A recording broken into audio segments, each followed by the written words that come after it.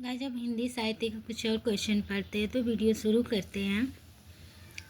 गोरी सेवे सेज पर मुखफल डारे केस पत्ती किसके द्वारा रचित की गई है तो ये की गई है अमीर खुसरो द्वारा। आदिकाल के किस कवि ने खड़ी बोली में रचना की है? आदिकाल के किस कवि ने खड़ी बोली में रचना की है तो ये की है अमीर खुसरो ने।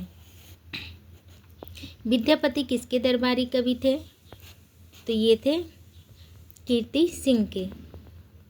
कौन सिद्धों तथा नाथों की सूची में उभयनिष्ठ है तो ये है सरहपाद।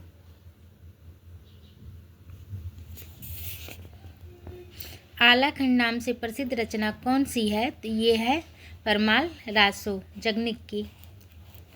चंदर बरदाई किस राजा के दरबारी कवि थे तो ये थे पृथ्वीराज चौहान के।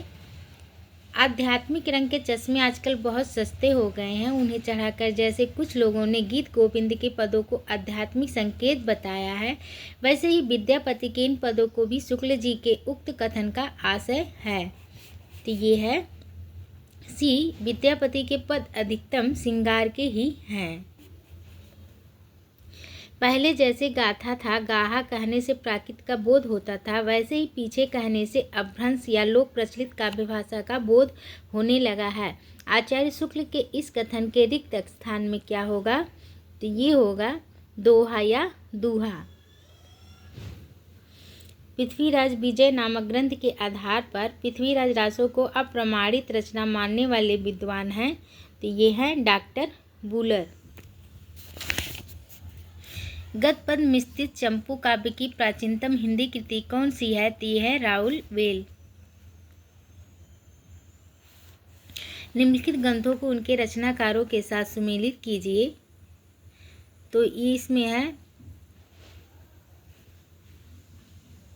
बीसल देव रासो नरपतिलाल, खालिक बारी अमीर खुसरो, भरतेश्वर बाहुबली राज साली भट सूरी, अदोहा को सरहपाद, कीर्तिलता विद्यापति।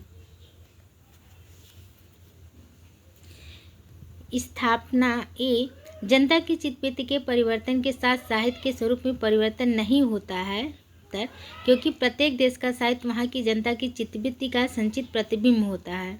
तो इसमें ए गलत है और आर सही है। ये आर जो कथन है ये आचार्य रामचंद्र शुक्ल का है। गोरखनाथ की साधना पद्धति का नाम है तो ये है हठ योग साधना। पाहुड़ दोहा ग्रंथ के रचनाकार कौन थे तो पाहुड़ दोहड़ के रचनाकार थे राम सिंह।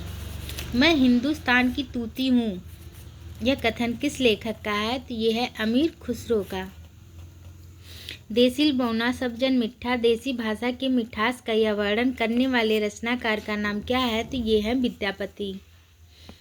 सांगधर पद्धति किस विद्या की रचना है तो ये है सुभाषित संग्रह।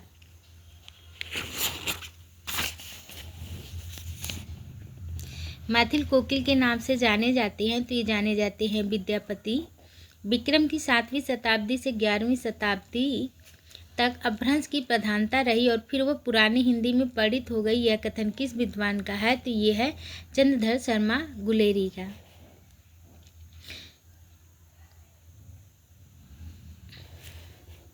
पृथ्वीराज रासो में कितने समय है तो ये है 69 69।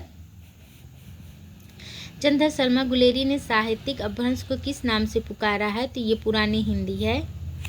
निम्नलिखित में से कौन सी रचना अपभ्रंश की नहीं है तो चित्रावली अपभ्रंश की रचना नहीं है।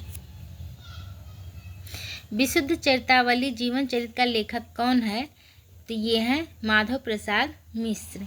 अमीर खुसरो का मूल नाम क्या था तो इनका नाम था अबुल हसन। हिंदी में किस कवि को राजशेखर की उपाधि से अलंकृत किया गया है तो यह है विद्यापति। कीर्तिकला के रचनाकार हैं विद्यापति। अपनी पहली और मुर्कियों के लिए जाने जाते हैं अमीर खुसरो। आदिकाल के साहित्य में उपेक्षित रहा है तो ये रहा है राष्ट्रीय चेतना। आदिकाल के काव्यों की प्रधान भाषा थी तो ये थी डिंगल पिंगल मिश्रित भाषा। पुस्तक जलहड़ हाथ दय जली गज्जन निपकाज, यह पंक्ति किस कवि से संबंधित है? तो यह है चंदर बरदाई से। निम्न में से कौन सा सुमेलित नहीं है? तो इसमें सुमेलित नहीं है स्थूली भृतराज जिनदत्त सूरी। रणमल छंद का रचयिता कौन है? तो रणमल छंद का रचयिता है श्रीधर।